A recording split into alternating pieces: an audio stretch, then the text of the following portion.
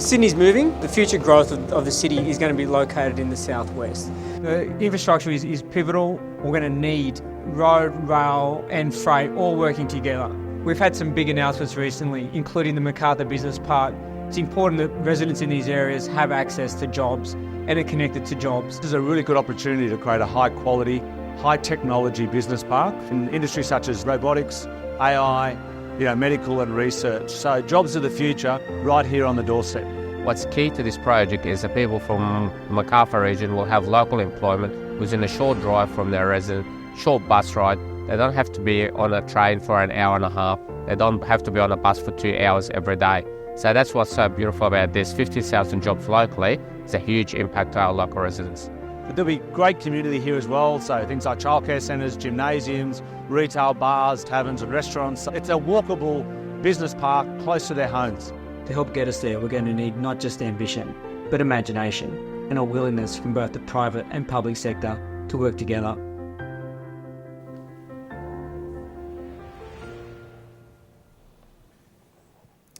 Good morning, everyone. Before we start, I'd just like to acknowledge the traditional custodians of the lands on which we are today and pay my respects to elders past and present. So we've all heard about the numbers involved in this housing crisis. Significant targets across the state for 377,000 homes, and as Adam talked about earlier, 63,000 homes alone here in the southwest of Sydney. So we've got a great panel here today, and I'm sure, looking at the fact that we've already got lots of questions already online, it should be quite a vibrant conversation. But I'm interested to hear from each of you. Collaboration, partnerships, they're really easy words to throw around, but they actually take a lot of really hard work, a lot of effort, time, resourcing, involvement. So how are each of you using partnerships and collaboration to really get the houses in the ground? And as we heard the Minister talk about earlier, get those keys turned faster. So we might start with you, Andrew. And we certainly, collaboration is almost our middle name. We've been working very closely with a number of different entities, councils in particular at the moment, Northern Rivers areas, Lismore, Byron, with some affordable housing programs.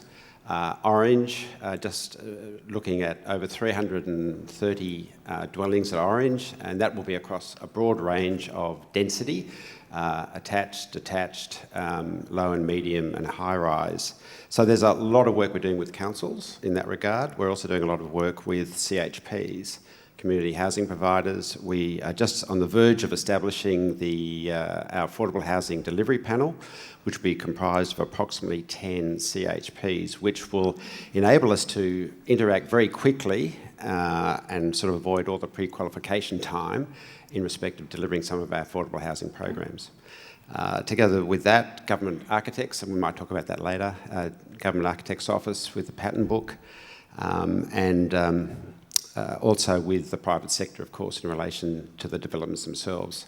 So a lot of different entities at this stage from Landcom's perspective. And so there was a lot of discussion there around partnerships with council. Lindy, what are you doing and how are you working with everyone here on the panel to really drive that, make sure that we can progress this infrastructure and the housing as fast as we can, without, of course, giving up on the social licence requirements of really building homes for future generations? Yeah, look, the way that collaboration works is through deep and genuine collaboration. It needs to be very genuine and authentic and not just tokenistic. Campbelltown City Council, led by the Mayor, has very proactively wrote to the Premier and the Planning Minister to offer up Campbelltown to play its part in delivery of housing supply, particularly in our CBD.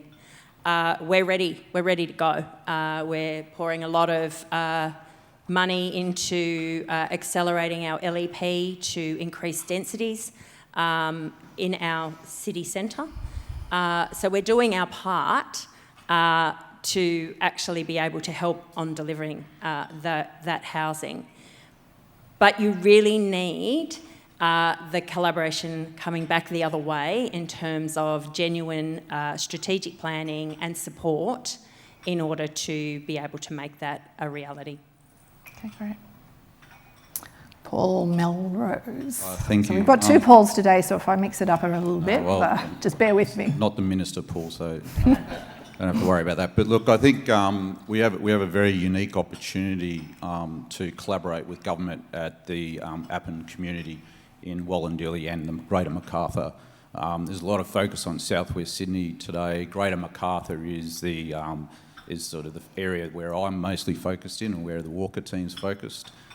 We're demonstrating our collaboration with offers on the table with state VPAs, a water recycling plant. It's a lot of commitment by the Walker team, the Sydney Water Partnership, the MOU with Connexa, learning from their expertise, but delivering something that is local. There's a lot of great innovation and opportunities that we're demonstrating because we have scale, because we have a great location, and because we have a great site that we think is going to be the basis for a great community in the future. Great stuff. And Paul Plowman, given that infrastructure, getting it timed in the right way, how do partnerships play a role in that space for you?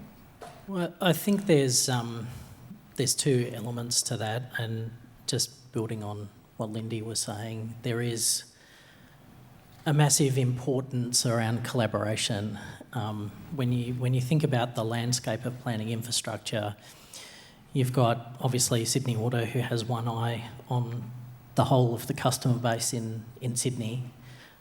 You've got, rightly so, the targets that have been set by government and wanting to achieve that. You've got local government championing the livability outcomes for their communities and what's really great for communities.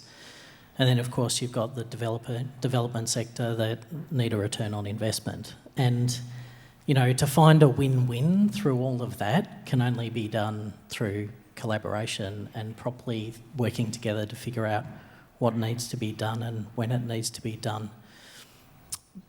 That's complex, and it needs to be done in partnership and collaboration, and to really understand the needs of all of those parties to try and come up with that solution. But you can't approach it with, that's just all a little bit too hard. You really have to come with it with some ambition and some optimism to try and find those solutions that work for everybody. The other thing I think is really important, though, is to mention the partnerships. Once you've decided what to do and when to do it, you've got to have the solid partnerships in how to do it. So working with Walker Corporation to put real solutions on the ground with third-party providers, the infrastructure that Sydney Water needs to put in the ground, working with our supply chain and our partners to really speed up the time it takes from deciding to do something and getting infrastructure in the ground. So all of those things we're working on, and they require partnerships and collaboration. And Tom this morning also talked about the collaboration required to really get that approvals environment as efficient as it possibly can be. So there's a lot of things going on to really work towards hitting those targets.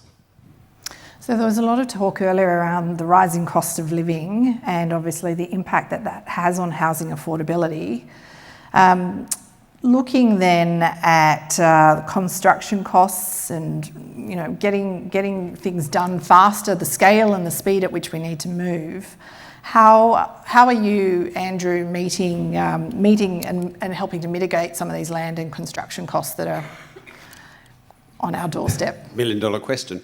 Construction does certainly keep me awake at night, that's for sure, construction costs. Obviously traditional residential construction is just getting more and more expensive. We've seen the preliminaries, which some of you may aware, go on the bottom of any construction cost estimate. On top of the direct costs go, in my experience anyway, from sort of around 15 to close to 25%. That's just a straight bottom line add-on for all sorts of valid reasons, admittedly, but you can see why costs are increasing. We have been looking very, very closely at the modern methods of construction. as it's now deemed, and we've certainly got a very exciting pilot program at Schofields where we're looking to do up to 26 attached 2 to 3 story terraces in a modular format.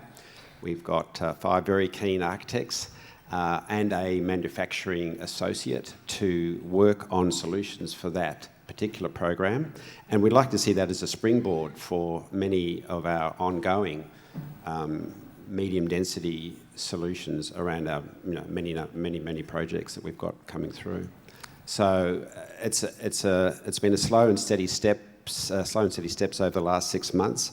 A couple of backward steps, I might say. But I think we can see a bit of a light at the end of the tunnel, and I think if we can crack that manufacturing process to really be a true add-on to the standard construction process, it'd be fantastic. And I certainly welcome Minister Scully's announcement, it was a couple of weeks ago, about getting more apprentices into our construction industry. Labour costs, of no surprise, it's going through the roof, and if we can get more labour in there to help sort of quell that shortage, would be fantastic. So a big shout out to Minister Scully on that program as well. Great.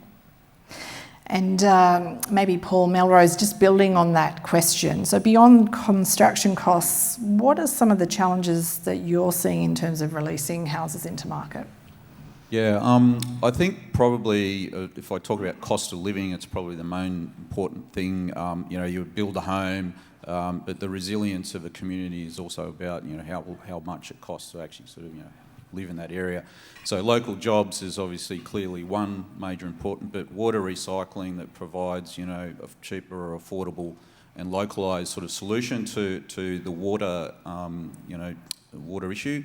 So that is one element, but also investigating and I understand Endeavour are doing trial community batteries, but so community batteries in residents to opt into that option, I think, is also something that is very important to continue to assess. So I think once you sort of understand that infrastructure unlocking homes earlier can deliver homes faster and at scale more affordably, it's the next level of detail that we're also needing to focus on in an innovative environment and partnering with Endeavour Energy, Sydney Water, etc. Great, thank you.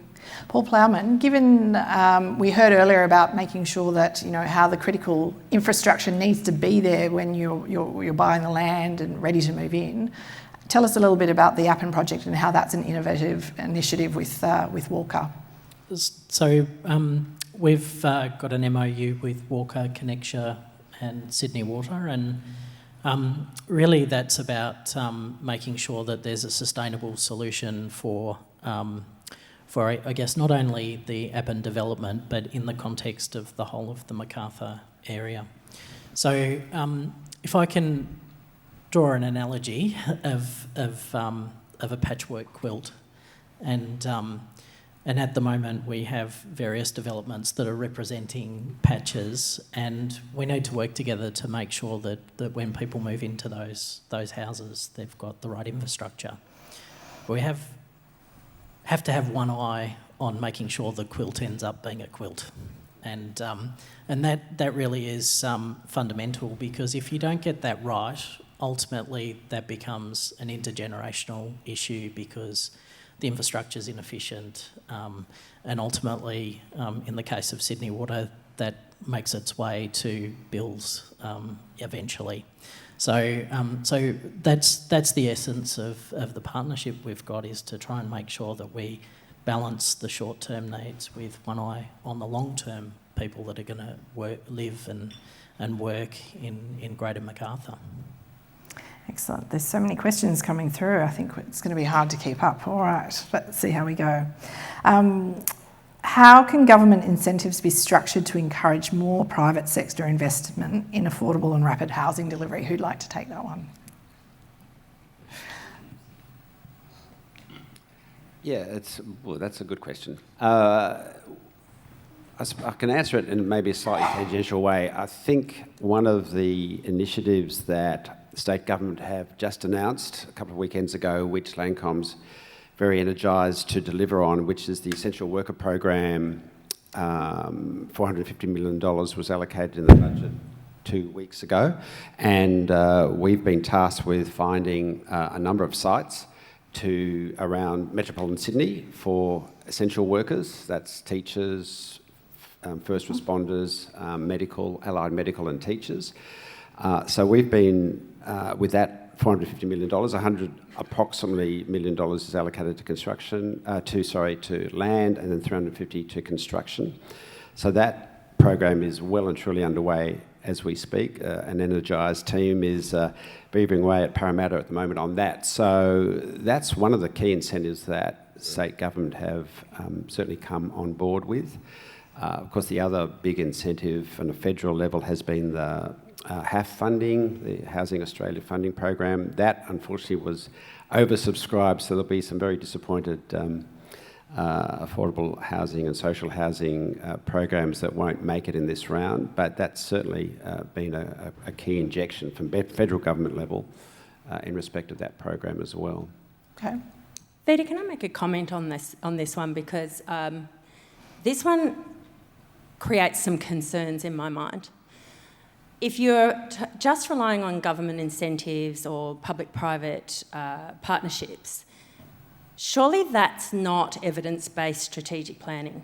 And my concern is that we are only focusing on areas where either government knows they have existing infrastructure. So, for example, the TODs. If you've got Metro, you can be a TOD. If you're Campbelltown Council, you can't because you don't have Metro. If you've got a large developer in your area, they might be willing to pay for the infrastructure. But I think that's piecemeal strategic planning, and I don't think that actually helps create equity for communities. I think it is edging towards creating further divide, missing middles, and it's very much piecemeal. So I would really caution this approach of just having incentives, because I don't think that gives holistic outcomes for communities in terms of livability, access to employment and accessibility to homes. Okay, great. And what about the idea of this intergenerational planning? How do you actually work through those partnerships or other ways to actually foster the right type of housing for diverse communities that do have different needs? Lindy, sorry. Oh, okay, sorry. Look, it varies depending on the type of development. So we have an excellent example in Campbelltown, a greenfield development of Willowdale. Now, Willowdale has everything from apartment living, low density, medium, high. It actually has retirement villages, nursing homes. It's a fantastic suburb where you don't need to leave. That diversity of housing choice exists. I think when it comes to urban density, that's different again.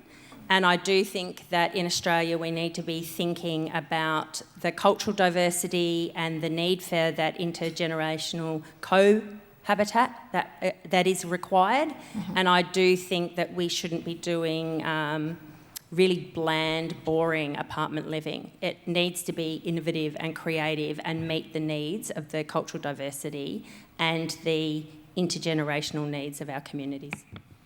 So how are you building, Paul? I can see you were ready to jump in on that one, but I'll flick it to you anyway. How are you, from a Walker perspective, building some of that innovative thinking to make sure it's not just right for today, but right for the next 25, 30, 40, 50 Thank you. years? And picking up on Lindy's very important point about housing diversity, in a greenfield context, it's not just detached housing. So it's a sort of generational, multifaceted solution to housing for all. So basically, and I keep this analogy and sort of message close to heart to a lot of people who ask you, what do you actually do for a job? Well, I'm a master planner, and I master plan communities all the way down from, sort of broad scale koala habitat and connectivity to the blue and green grid to housing and livability, education, community infrastructure, social infrastructure, health and wellbeing,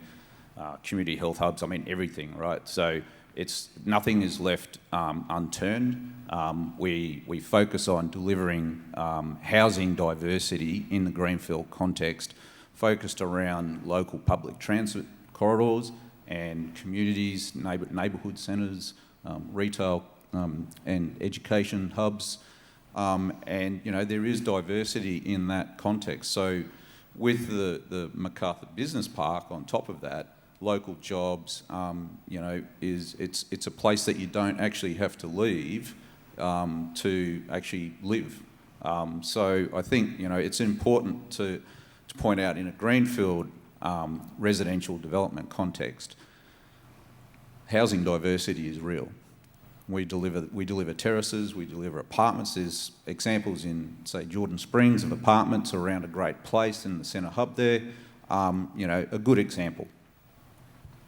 Excellent, thank you. And Paul, how can stronger partnerships with state agencies better accelerate and break through red tape to deliver infrastructure on time? So I think Tom partly answered that question in terms of talking about the approvals landscape and working across agencies to make sure there's joined up thinking and the financial approval and the links. Lindy was talking about the importance of strategic planning. And before, I think it was mentioned, you know, developers want certainty and timing. Mm-hmm. You know, Sydney Water's an investor as well, and that's exactly what we crave. And until we sort some of those things out I was talking about earlier around the collaboration and making sure that we've got really strong strategic development plans, then we have the confidence to invest in what we need to invest in as well. So, you know, that will go a long way to helping some of those pieces of infrastructure happening on time. And we always hear about the missing parts or the issues that come up with infrastructure, but there is also all over Sydney where the infrastructure is delivered on time. It just becomes very challenging when we talk about the patchwork quilt that I was talking about before. So planning's absolutely critical.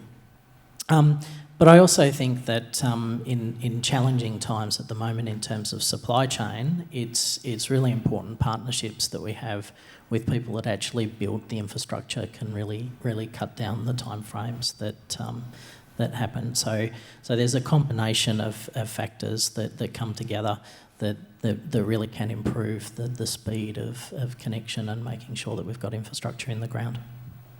Vida, can I jump in there? I think I was heartened by hearing Kirsten and Tom and Trudy talk about better collaboration occurring, because that certainly hasn't been our experience.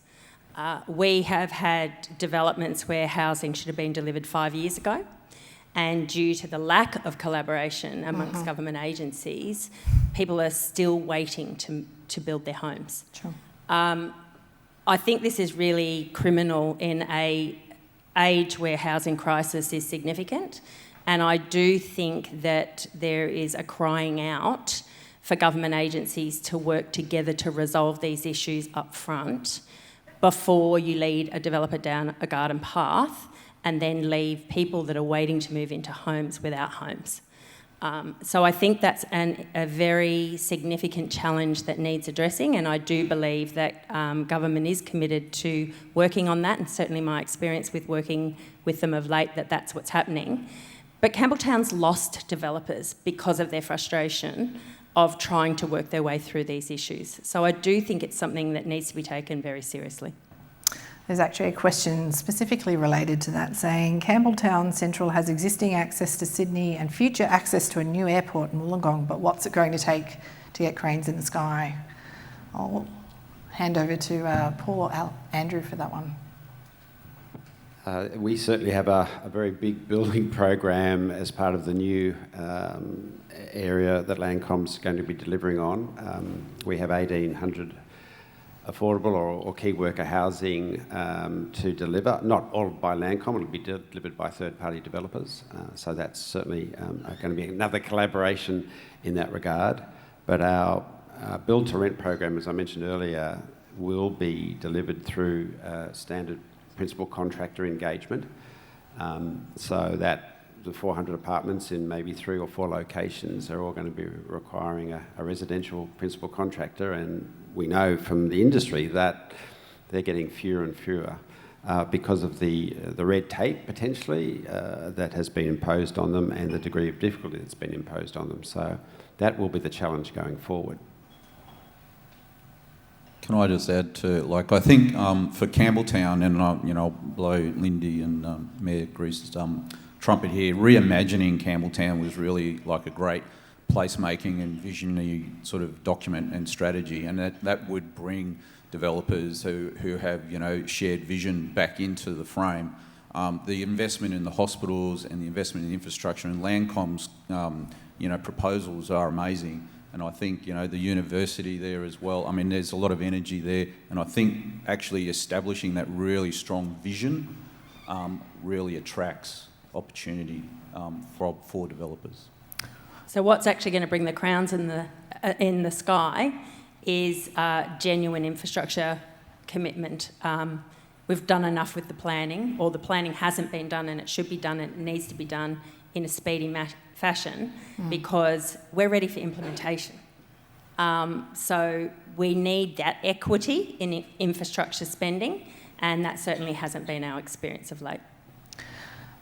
And that focus on delivery. So a large part of construction is obviously having the right workforce. What type of innovations are we seeing from a developer side to really encourage more resourcing into the industry, given some of the challenges at the moment? Might hand over to you, Paul. Yeah, look, I think you welcome the apprenticeship sort of announcements and the focus on TAFE, skills exchange, I think out in the Kingswood area in Penrith.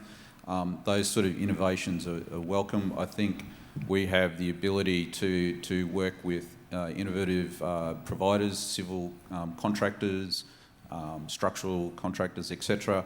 And they have great, apprenticeship type sort of processes as well. So I think, the whole industry is focused on it, and I think, we at Walker like to partner with innovative construction firms. And I think that's probably one of the most primary things that we could probably do. Could I just add to that? Of course. One of the things that we've been doing at Sydney Water is to leverage longer term partnerships, which provides the confidence with our infrastructure and supply chain to know that they'll be with us for a long time with a fairly substantial amount of work. And so that allows people to invest in the innovation, training up staff, etc. But it also helps us get things moving a lot quicker than just tender by tender by tender by tender. So these are one of the things that that we've been working on to help do that. And we've noticed that while other agencies are seeing their costs go up by substantial amounts, ours have stayed reasonably level, and next year we're forecasting only about a 5% increase in the costs for us to do infrastructure development at the moment. So it really pays dividends, and it comes back to the point of how important planning is, because you can invest in these things if you've got a pipeline.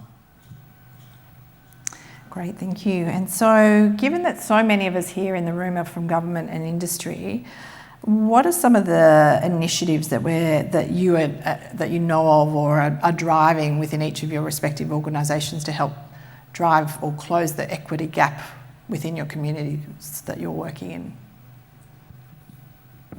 I'll start. I think definitely, and we touched on it earlier, the sort of mixed and diverse planning for a number of our land subdivision projects. I touched on Orange, quite a diverse range of housing is envisaged there.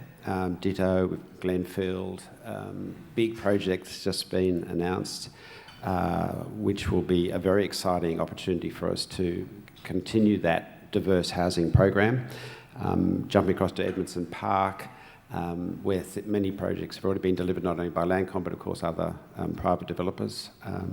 So that's very much a key target of ours, together with placemaking. If Alex was sitting here, he'd be certainly talking very much about placemaking. The study tour that Chris mentioned earlier that he was part of really amplified how critical placemaking is to not only the diverse housing program, but of course the whole outcome of the success of the development. So across many of those projects, we'll be continuing that diverse housing program to provide that continuity of the housing continuum, as you touched on earlier, Vida.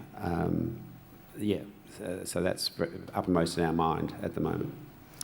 And Lindy, from your perspective, how important is it starting with that view of the customer, really that design thinking in innovation when considering these projects and the partnerships that feed into your local area that you're responsible for in considering your community's needs? It's incredibly important. It's critical to understand the communities that you're wanting to build housing for. For us, our community is constantly changing. It's becoming increasingly diverse, and therefore their needs are more diverse.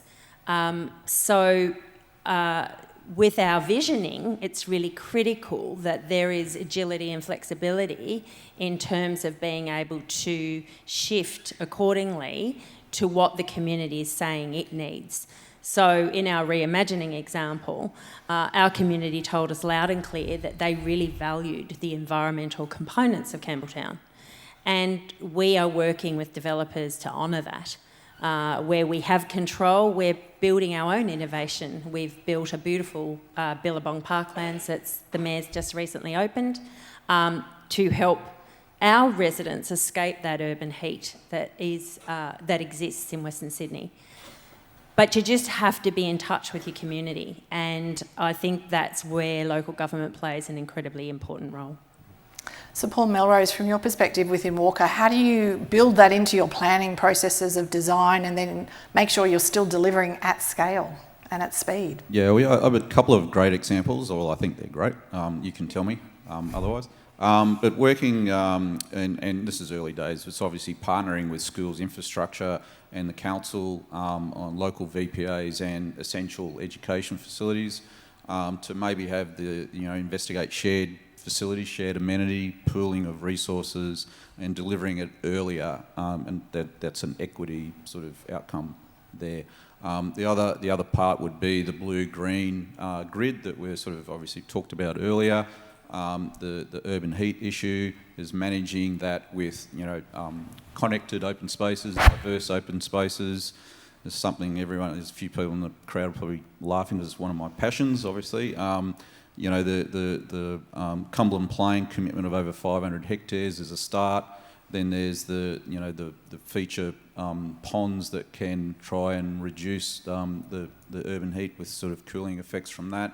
But it's also a great place. So it does build a whole bunch of more equitable sort of elements into the community, that those basic infrastructure, taking the most of those opportunities when you can. And Paul, from your perspective within Sydney Water, is your view that earlier engagement with local government can assist working with developers, planning that infrastructure in the right and the most efficient manner? How does that long-term vision, again, build in with the need today, right now? Well, I think just go back to kind of some of the opening remarks there, how critically important it is to come together and have a alignment and a real understanding of what's driving what good looks like from everyone's perspective. I just wanted to maybe go back to the other question around equity. We've just spent the last 2.5 years doing very, very detailed customer engagement, and probably isn't surprising to anyone that the number one priority for our customers is clean and safe and reliable water supply. But next is affordability, and it's not that far behind.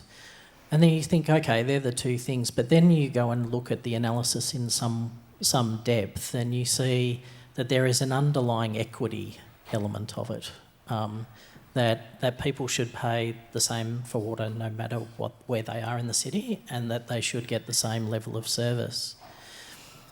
But there are some unique things in Western Sydney, and that's why we have been doing a lot of work on being stormwater or looking at being the stormwater manager for around the Aerotropolis area, and thinking about the infrastructure that Paul was just talking about in terms of how do we get the equity in livability as much as water supply and bills is incredibly important.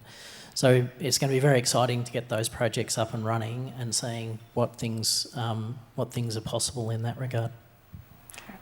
Excellent, thank you. And obviously we're in a similar boat going through a lot of the community engagement, so very similar themes from our perspective. You have a pricing submission coming up too. Paul, from your perspective, how do you build in not only the needs in your design plan, innovation, when you're thinking about customer needs of energy efficiency, design, components? You know, there's a decarbonation goal that the New South Wales government has, but we've also got to build things fast as well. What role does that play in your planning processes? Well, I think when you get down, I mean, obviously master planning, and I touched on, you know, the expansive array of sort of different types of open spaces that, you know, are part A. The other part is the cultural sort of values of the site and the vision for the future community. So respecting those cultural values, and obviously Appin has a significant sort of heritage landscape, and building in equity in terms of sort of access to local infrastructure delivered early. So I think, you know, we need to be conscious that we're respecting the site and building something that's appropriate to the area and the region, and not necessarily sort of doing something like a cookie cutter. It's a purpose-built master plan design for that particular environment. So that's pretty much all we have time for in terms of questions. But before we wrap up, I just want to go across the panel and ask if I had a magic wand and could free up some red tape or make things faster, speedier, easier for you to do business and to get the houses in ground and keys turned a lot faster, what would it be? Start with you, Andrew, sorry. I think the delivery side of the equation, a huge amount of work's been done by Kirsten and the team at planning to really free up a lot of that preliminary time frame that was soaking up so much of our energy. More people on construction, more people wanting to do construction, I think is just going to be the key to our solution. That's, you know, from housing right through to medium and high density residential. That's the key. I think we're going to have all these plans in place, and then we're all going to be looking at each other saying, where's our next principal contractor to do the work? That's the key to it, I think. Okay, thank you. Lindy?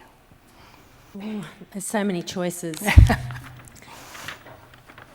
I think, to be honest, I would like Campbelltown given its due respect in terms of its need for infrastructure investment from government to enable it to help support the very fast growing region around it, but equally to give our communities access to things like Western Sydney Airport, which at this point it doesn't have equitable access to. Thanks. Paul? Magic wand is probably early infrastructure for all of the things that we've talked about. But look, I think, you know, the construction costs is obviously something, so, you know, increasing skills and, you know, the ability for contractors to deliver more affordably, I guess, that's one thing we'd like to do. And last but not least, Paul. I'm trying not to be glib and just say more money. So, look, I do think it comes back to collaboration, transparency, openness and listening, and what comes out of that is alignment. But more money would be good.